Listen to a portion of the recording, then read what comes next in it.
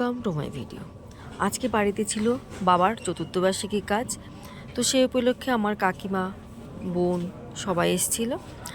তো বাবার সঙ্গে আজকে একটা দুঃখের কথা হচ্ছে, আমার ছোটো ভাইয়েরও আজকে কাজটা মা করে নিয়েছে। আমার ভাই অনেক দিন আগে আমাদেরকে ছেড়ে চলে গেছে, আমাদের সবার আদরের ছোটো ভাই ছিল। ওকে আমরা কোনোদিন ভুলিনি, ভুলতেও পারবো না। আর এই হচ্ছে আমার বাবার ছাদ বাগান। তো ছাদ বাগানটা বাবার একটা সময় এই ছাদে ভীষণ প্রাণ ছিল, প্রচুর ফুলের সমারোহ ছিল, শুধু ফুল নয় অনেক ফলের গাছও ছিল। বাবার খুব বাগানের শখ ছিল।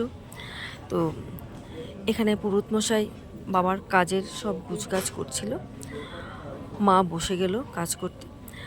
তা আমার তো আবার আজকে যাওয়ার পালা মেয়ের এখানে, সেই জন্য আমার আজকে একটু রান্নাবান্না অনেক কিছু করতে হয়েছে। তো মেয়ের অনেক কিছুই খাওয়ার স্বাদ ছিল, ভালো খাবার তো হোস্টেলে খাচ্ছিল না। তো আমি ওর জন্য একটু চিকেন কষা, মাছ রান্না করতে বসে গেলাম। পাশে আমার ছোটো বোন এদিকে সবার জন্য চা টিফিন করছিল। তো দুজন একসঙ্গে রান্না করেছিলাম, অনেক দিন পরে একসঙ্গে দুজন রান্নাঘরে রান্না করছিলাম। তো আমি আমার আজকে রেসিপিগুলো খুব একটা বলবো না, কারণ আমি খুব তাড়াহুড়োর মধ্যে ছিলাম আজকে, আর রেসিপিগুলো আমার ভিডিও করা হয়ও নি। তো আমি একসঙ্গে সব মিক্সড করে পেঁয়াজ, রসুন, আদা, কাঁচা লঙ্কা সব একসঙ্গে মিক্সড করে, জিরা, ধনিয়া সব একসঙ্গে মিক্সড করে আমি মাংসটা মাখিয়ে বসিয়ে দিয়েছিলাম। আর পাশে আমি একটু চিংড়ি মাছ কাটছিলাম, কারণ আমার মেয়ে চিংড়ি মাছ খেতে খুব ভালোবাসে। তো মাংসটা ভালো করে কষিয়ে নিয়েছিলাম। আমি মাংসটা আজকে কষাই নিয়েছিলাম, কারণ এমনিতেও আমি একটু মাংস কষা রান্না করি, আর আজকে যেহেতু আমি নিয়ে যাব ওর জন্য ঝুল টুল নেইনি, ভালো করে কষিয়ে নিয়েছিলাম ঢাকা দিয়ে। তো রান্না হয়ে গেছে, কষা রান্না মাংস আমার হয়ে গেছে, তার মধ্যে একটু গরম মশলা দিয়ে আমি মাংস নামিয়ে রেখেছি।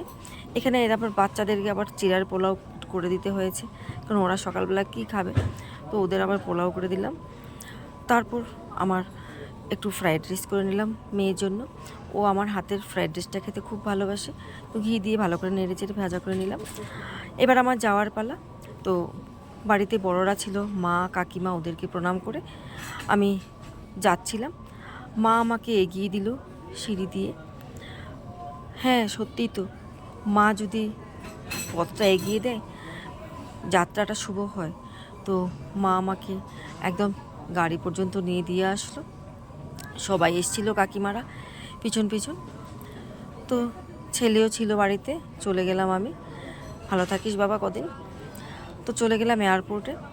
তো এয়ারপোর্টে গিয়ে বোর্ডিং পাস নিয়ে ফ্লাইটে উঠে গেলাম। আর ফ্লাইট থেকে আমার উইন্ডো সিটে সবসময় বসি। আর ফ্লাইট থেকে এই যে ছোটো ছোটো ঘরবাড়িগুলো, সেই ছোটোবেলা থেকে আমার যে দেখতে খুব ভালো লাগে, এখনও সেই একই আমার অভ্যেসটা রয়ে গেছে। তো গুয়াহাটি নেমে গেলাম। গুয়াহাটি নেমে আমি আমার লাগেজপত্র নিয়ে নিলাম। তারপর ভীষণ জোরসে খিদা লেগেছিলো, তো বসে গেলাম খেতে। লঞ্চে ঢুকে গেলাম। লঞ্চে ঢুকে আমি আর আমার শর্মাজি পেট পুরে খেয়ে নিলাম। খেয়ে আবার ব্যাঙ্গালোরের ফ্লাইট ধরার পালা। তো আবার অপেক্ষা করছিলাম। তো আবার ব্যাঙ্গালোরের ফ্লাইটে উঠে বসলাম। তো বসে গেলাম ব্যাঙ্গালোরের ফ্লাইটে। মামুনি অপেক্ষা করছিল, বারবার ফোন করছিল কখন আসবে। তো সেই উইন্ডো সিটে বসা আমার, আর জানলা থেকে দেখলাম যে হীরায় চকচক করছে ব্যাঙ্গালোর শহরটা।